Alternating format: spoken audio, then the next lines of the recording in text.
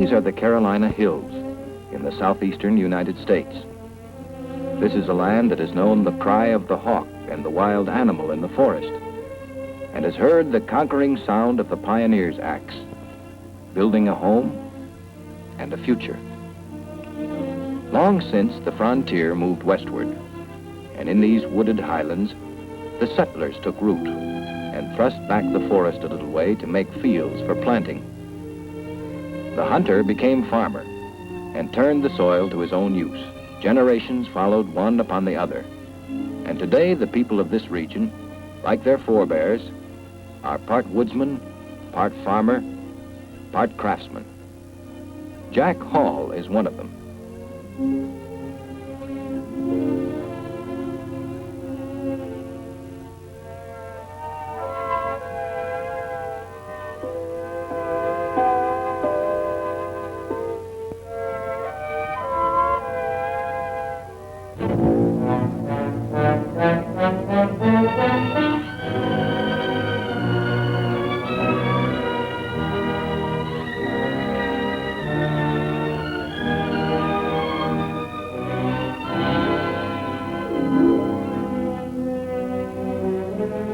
Yes, part farmer and part craftsman.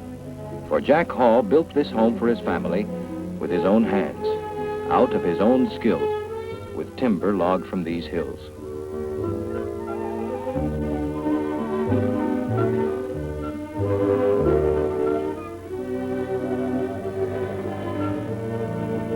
The Highland folk are a hardy people with a calm vitality and a streak of self-reliance in them, as though they still remembered in their bones the struggles of their ancestors to win a home in this wilderness. Jack's wife, Mildred, is no exception. For them and their 4 children, this land and this home are the foundations of life. Upon it, they are building their future.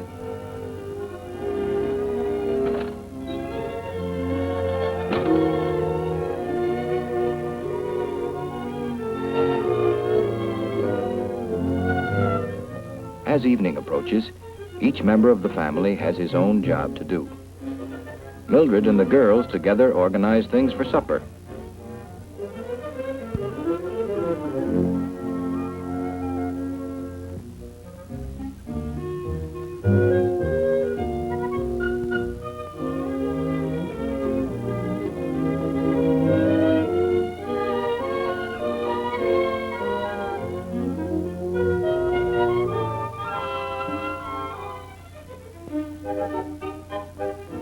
Outside, Jack and his oldest son bring in the livestock.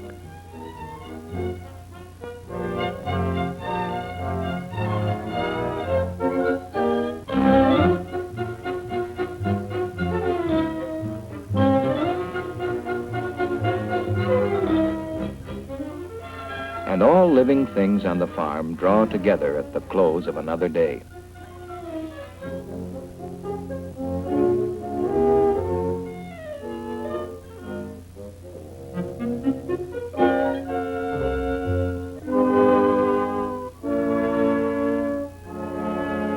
Around the kitchen table in the evening, the family becomes a unit again after a day of varied activities.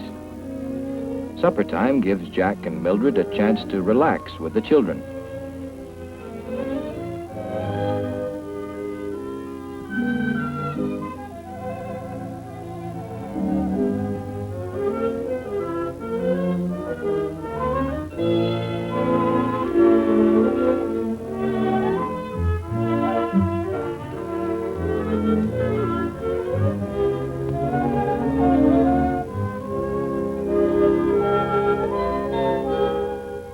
Inevitably, the talk will turn to Jack's wood carving. They'll want to know when he's going to finish one of the new figures he's working on.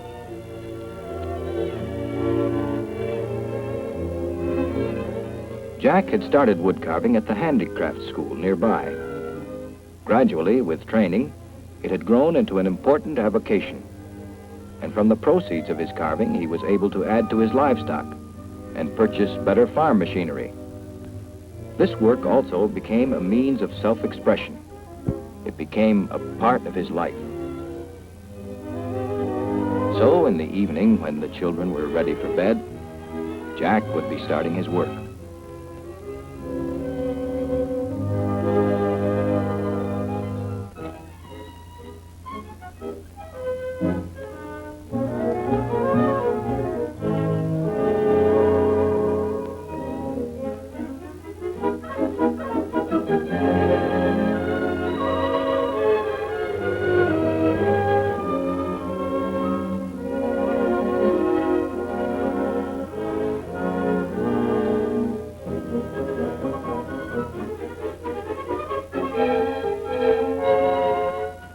Any art is self-expression, and in sculpting wood, the hands of the carver are as articulate as the poet's tongue.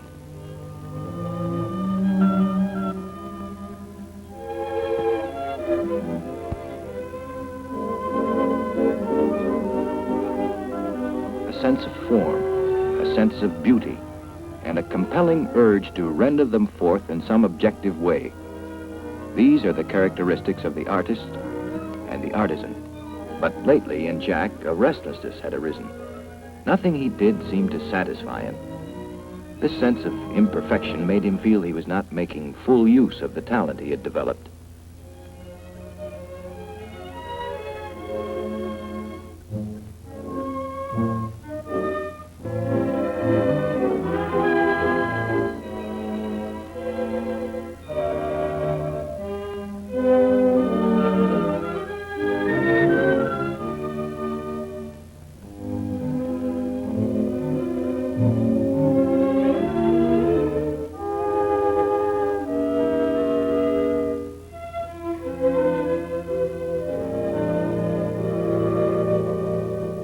On the mantel was arrayed the best of his work.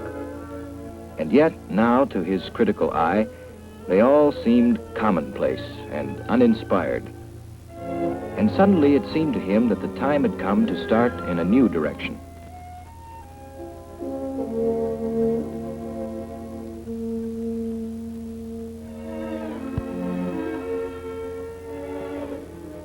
There was a vision in his mind, and he resolved to pursue it the very next day.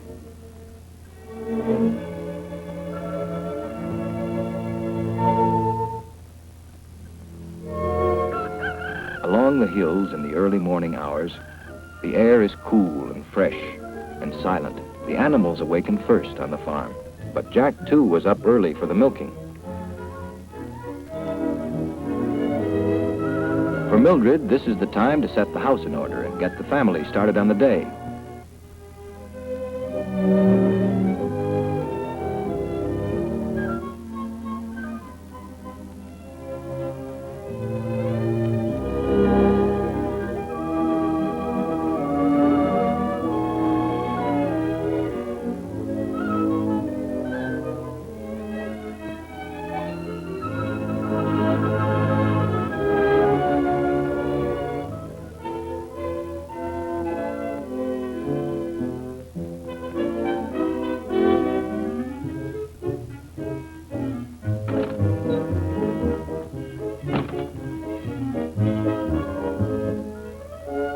Jack finished his chores more quickly than usual this morning.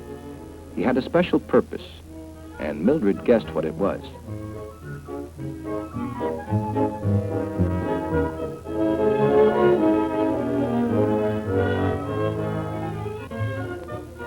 He was taking some of his best carvings to the handicraft school.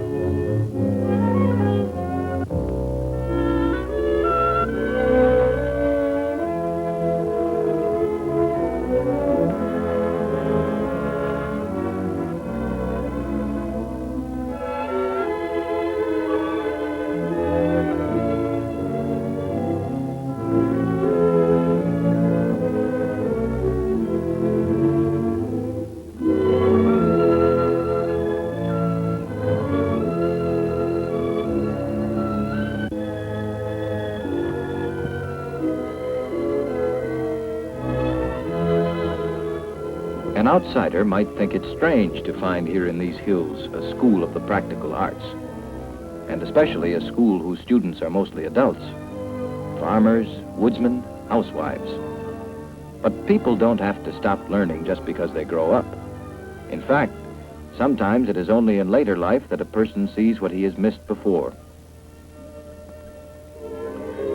The Southern Highland Handicraft Guild was formed in 1930. Its purpose is to preserve the traditional in the old mountain crafts by providing schools for these country folk and teachers skilled in various crafts to instruct and advise them. The Guild purchases the best crafts submitted by the Highlanders and places them in Guild-owned shops in New York, Tennessee, Virginia, and North Carolina. The Guild also sponsors a craftsman's fair of the Southern Highlands every summer, exhibiting and marketing to the public the products made by the Highlanders.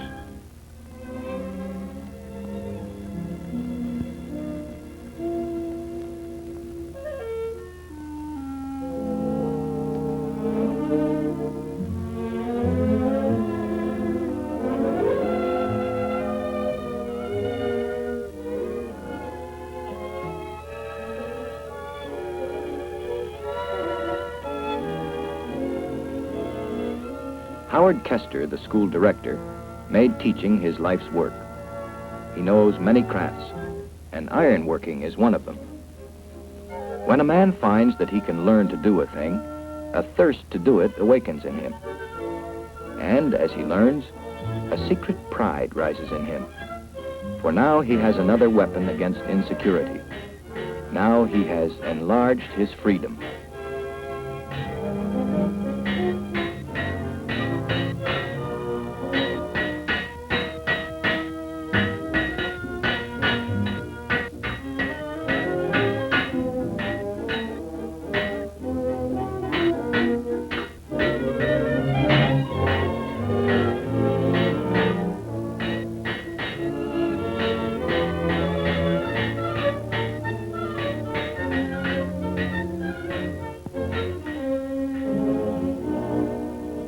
Whole families sometimes attend this school, taking time off from housework and farm work to learn a variety of crafts.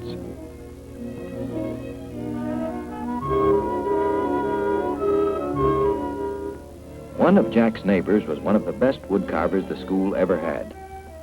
He brought his latest subject to the school that day, and everyone saw at once how fine it was.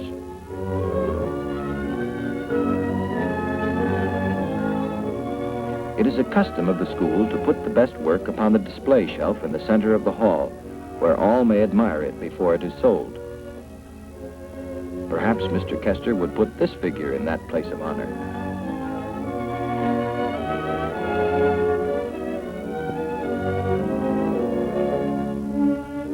And he did. This was a moment of great pride and pleasure for this shy and modest man.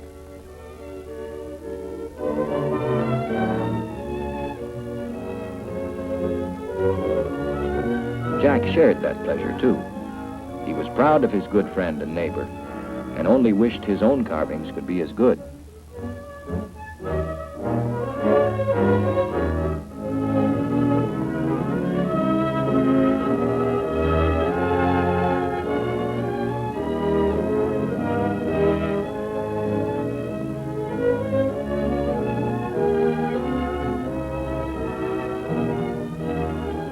His work was acceptable, as it always was, but not outstanding. The school would sell the carvings for him, but to Jack this was no longer enough. He saw that a man's craftsmanship must be touched with imagination. In that moment, Jack knew what he must do. He would sculpt a figure far different from anything he had done before, a figure that would have a deep significance for everyone. Already in his mind's eye, he could see this new work. He passed a friend without so much as a greeting. So intent was he on his purpose.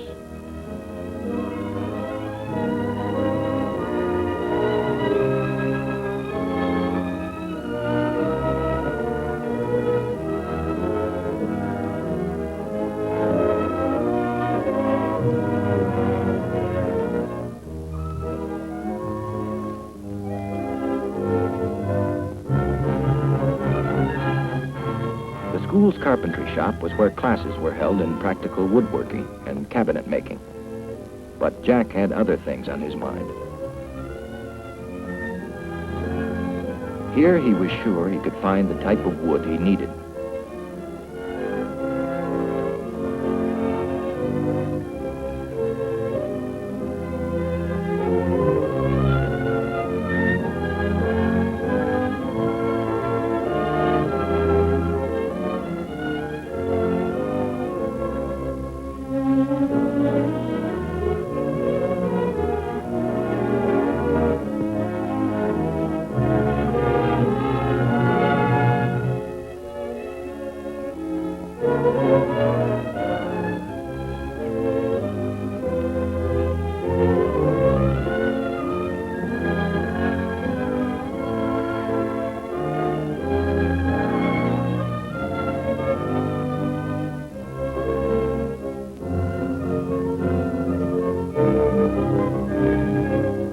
Using the electric bandsaw, Jack cut out a rough form. He had no special pattern to follow, except what was in his mind.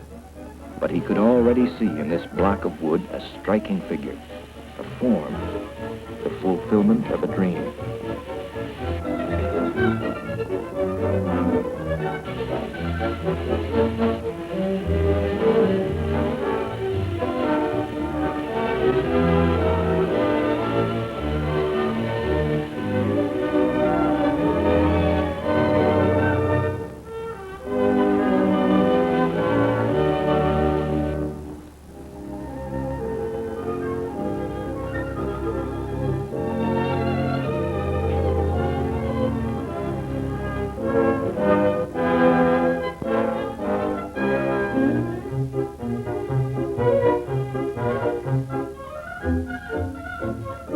A sense of anticipation quickened his steps as he walked toward home that morning.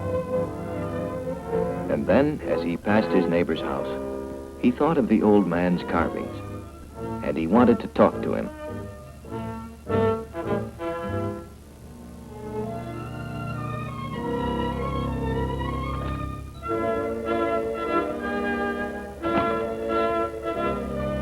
William Dean was an aged man, full of years of wisdom, and his sculptor's hands were gentle and slow, but with such skill as only age can bring.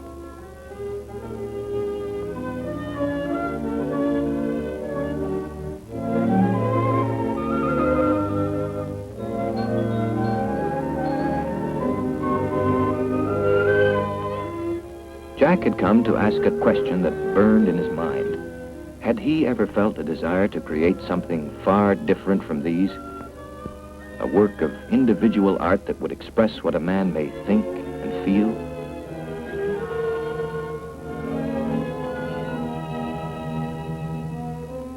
But the question remained unasked. He would work it out alone.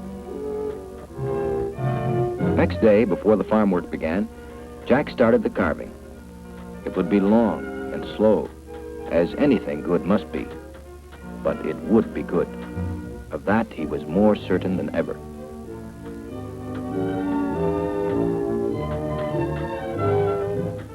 But still, he was a farmer first, and the plowing had to be done.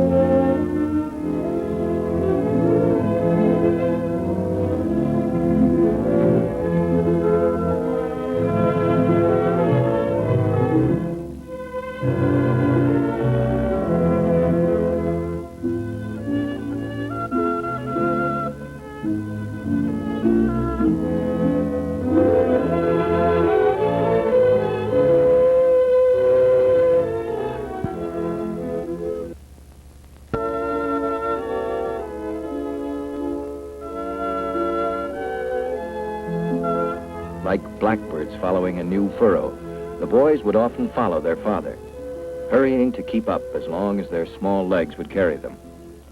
They could scarcely wait to grow up and drive the team themselves.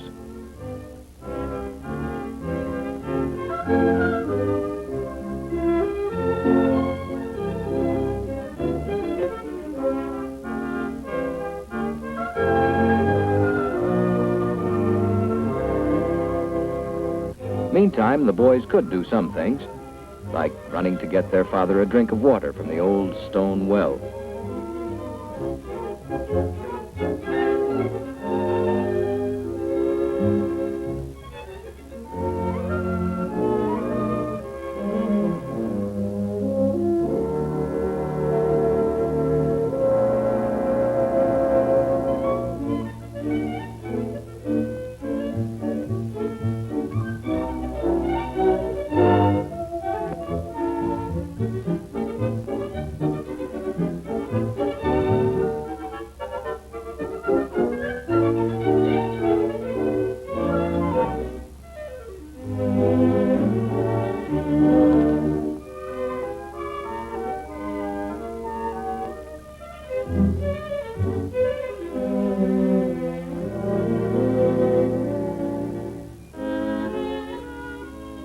As the weeks went by, Jack worked on his carving whenever time permitted.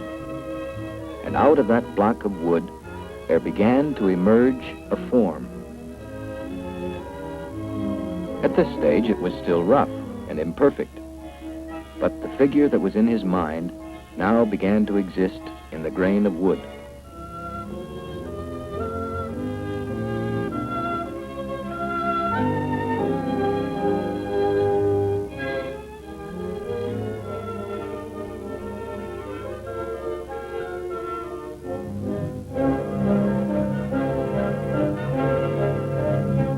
The family's main cash crop was tobacco. In the seed beds, the young tobacco plants were now ready for transplanting to the field. It was a job in which the whole family could share, but the children found it hard to stick to business.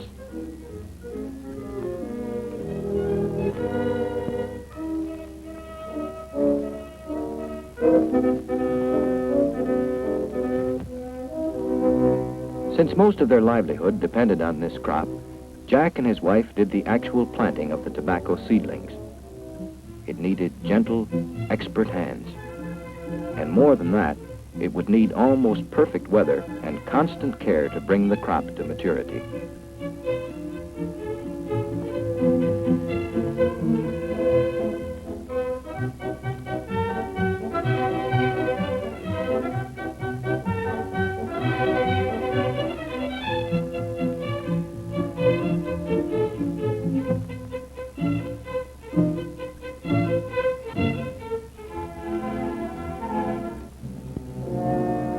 But if he worked in the fields by day, by night, Jack returned to the carving, which had now taken possession of him.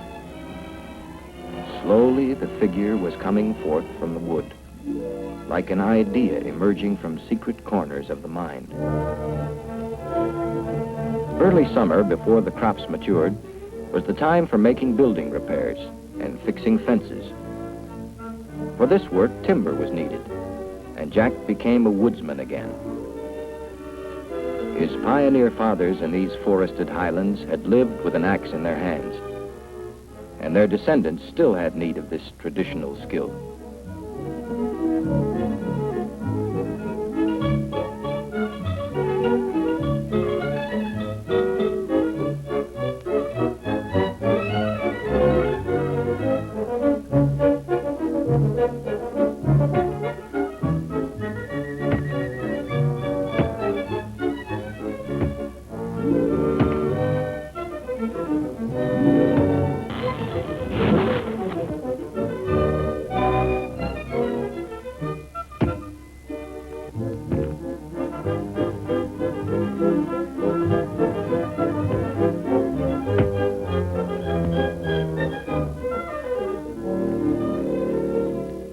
Meanwhile, the carving progressed, but now more slowly. It was only when the figure was nearly completed that Jack's confidence in it began to wane.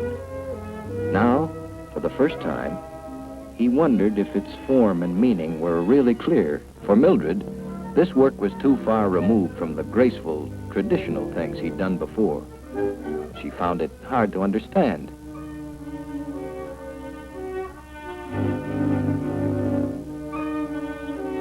But Mr. Kester at the school would be a better judge. He was a craftsman himself, and he would understand what Jack was trying to create.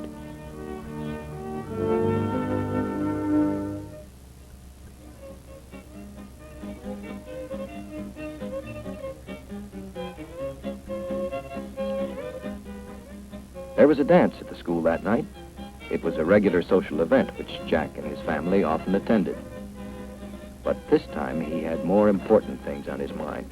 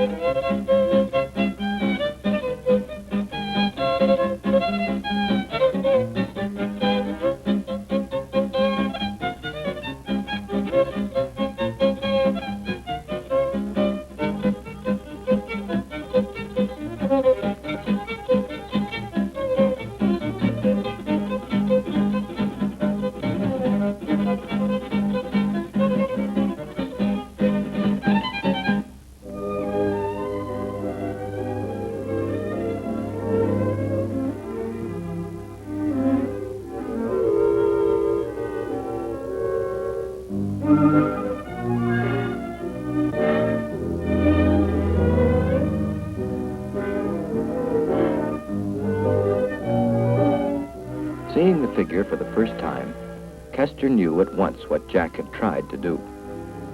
It was meant to be an image of a man in chains, bound by fetters of ignorance and superstition to a primitive past.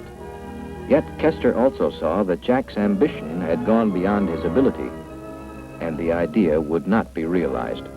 It was hard for him to say, and hard for Jack to hear, that his weeks of work had led only to failure.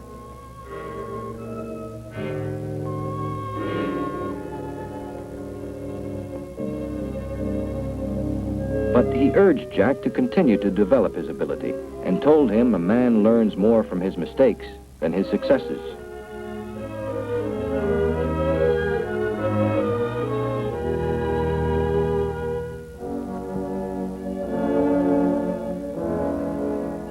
That season, Jack's crop was invaded by a pest he had seen before, the tobacco worm.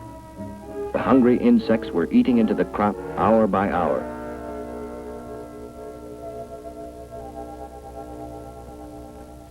It seemed to Jack that everything was going wrong at once.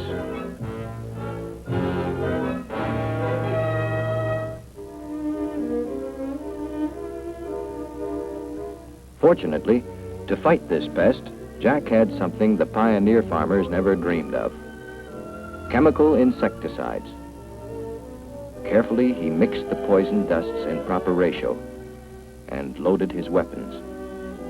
This was the modern gunpowder for an age-old war.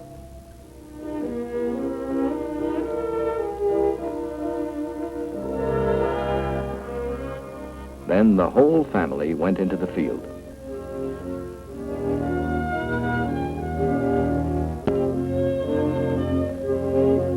Each was armed with a hand-operated duster.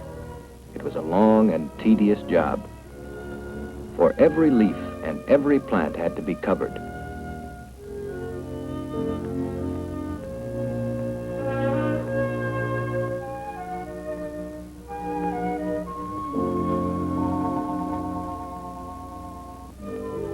By acting quickly against the insect threat, the greater part of the crop was saved, but there remained in Jack the memory of his other failure, like a challenge unanswered.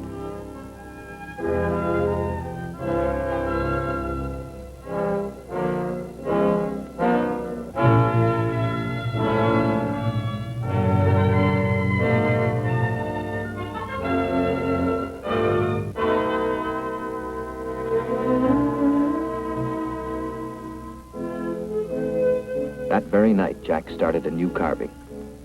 This would be a figure of traditional form, along lines he knew deeply and well. From the first cut, he felt instinctively that now he was on the right track. In fact, he forgot everything else, even his household manners, until Mildred came around with the broom.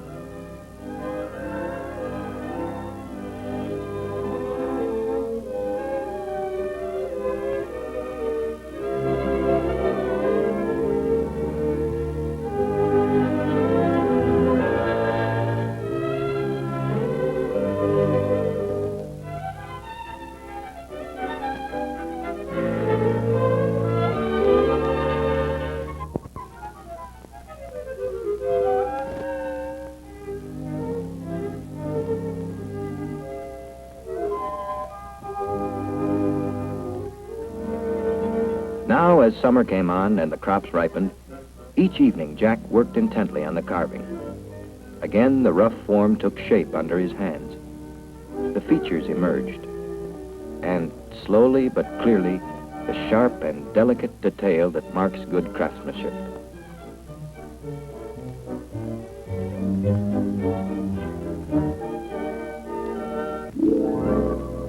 Summer advanced to the time of harvest, and in his field the crop was heavy and ripe. There is a joy in any farmer when the earth rewards his labor with abundant crops. And so it was with Jack, for whom this harvest meant his home and family were now secure for another winter, another year.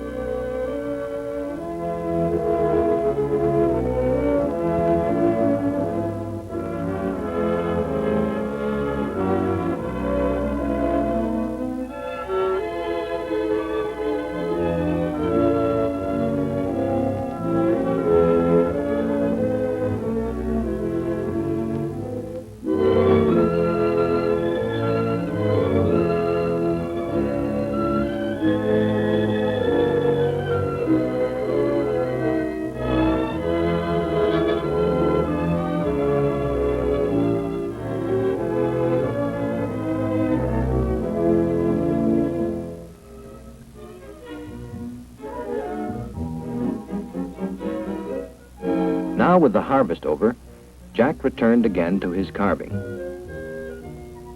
There was in him now a clear confidence, a certainty that his work was right and good.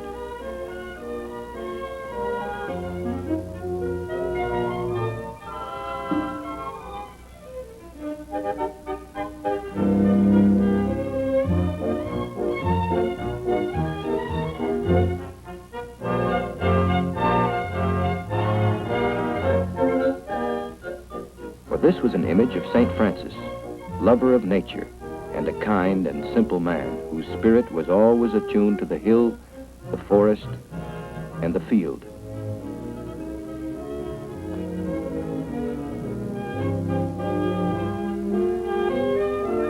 Finally, the figure was finished, and in his eyes, it was good.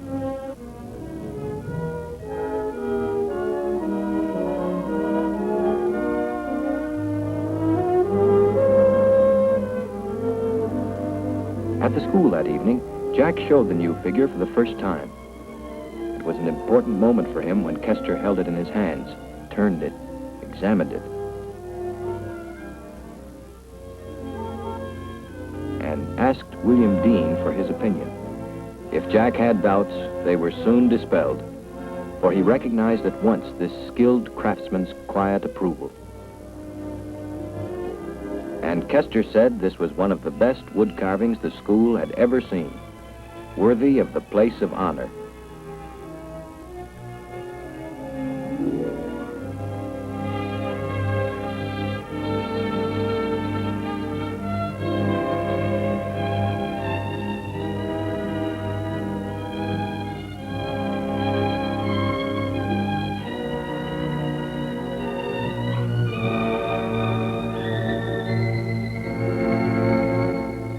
In all their faces was a common admiration for a fellow artisan.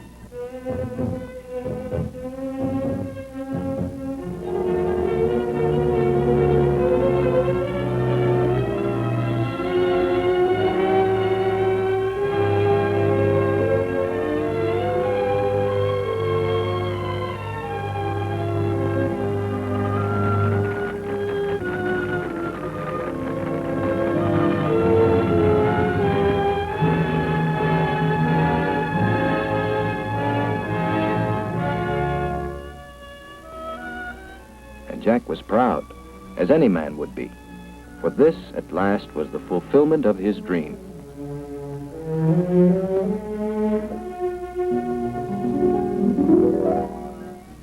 Jack and his wife joined in the dance that night with free and happy hearts.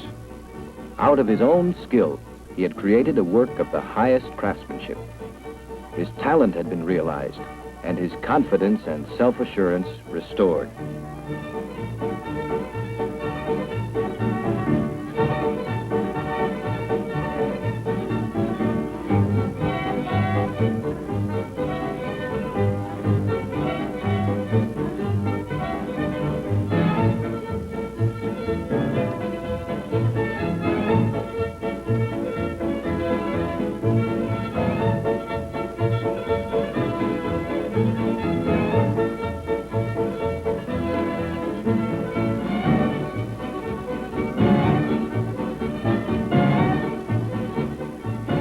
On this firm foundation of knowledge and the learning of skills to make it useful, the Highland people grow and prosper, and a native culture thrives among the hills.